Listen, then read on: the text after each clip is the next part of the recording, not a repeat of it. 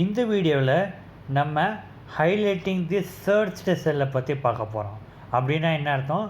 நம்ம டைப் பண்ண நம்மளுக்கு செல்லெல்லாம் ஹைலைட் ஆகணும். இப்போ நம்ம ஏயில் செலக்ட் பண்ணுறோன்னா ஏ உள்ளது செலக்ட் ஆகணும், பியிலேருந்து செலக்ட் பண்ணுறோன்னா பி உள்ளது ஹைலைட் ஆகணும், அந்த மாதிரி. ஸோ ஃபஸ்ட் ஆஃப் ஆல் நான் என்ன பண்ணணும் அப்படின்னா, டெவலப்பர் ஆப்ஷனுக்கு போயிட்டு நான் இன்சர்ட் டேப் பண்ணணும். டெவலப்பர் உள்ள இன்சர்ட்னு சொல்லி ஒன்று இருக்குது, அதை கிளிக் பண்ணிவிட்டு ஆக்டிவ் எக்ஸ் கண்ட்ரோல் இருக்குது, அது உள்ள டெக்ஸ்ட் பாக்ஸ் இருக்குது, அதை கிளிக் பண்ணி உங்களுக்கு எவ்வளோ பெருசாக வரையணுமோ அவ்வளோ பெருசாக நீங்கள் வரைஞ்சிக்க வேண்டியது தான். ஸோ வரைஞ்சிட்ட பிறகு நான் என்ன பண்ணணும் அப்படின்னா, இப்போ நான் கிளிக் பண்ணியிருக்கேன்ல அந்த செல்லை, அதையும் இதையும் லிங்க் பண்ணணும். ரெண்டுத்தையும் லிங்க் பண்ண போகிறேன்.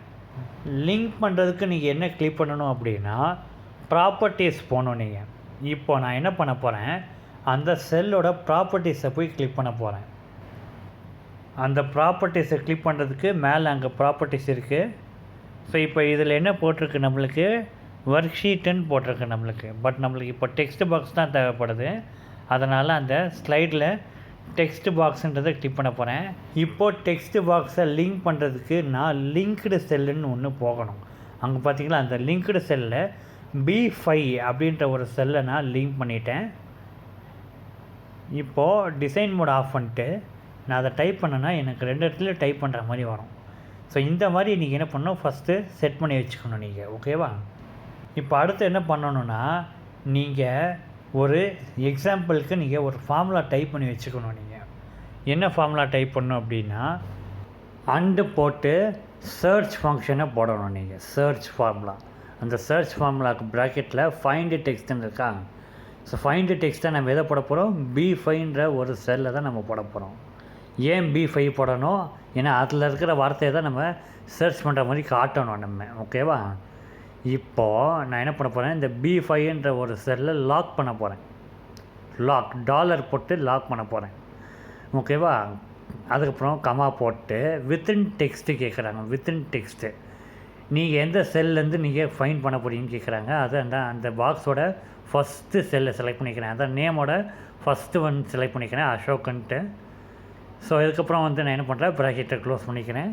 ப்ராக்கெட் க்ளோஸ் பண்ணிட்டு கமா போட்டுட்டு திருப்பி என்ன பண்ணுறேன், B5ன்றதை செலக்ட் பண்ண போகிறேன்.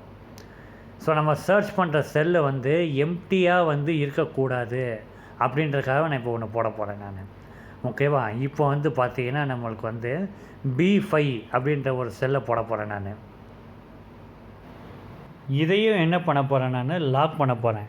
இந்த தடவை அதை செலக்ட் பண்ணிட்டு F4 கீ கிளிக் பண்ணி லாக் பண்ண போகிறேன்.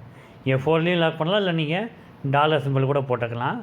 இப்போ அது நாட் ஈக்குவல் டு ஸ்பேஸ், அதாவது எம்டியாக இருக்கக்கூடாதுன்றக்காக நான் என்ன பண்ணுறேன், என்ன கொடுக்குறேன் அப்படின்னா double quotation, open quotation, close quotation.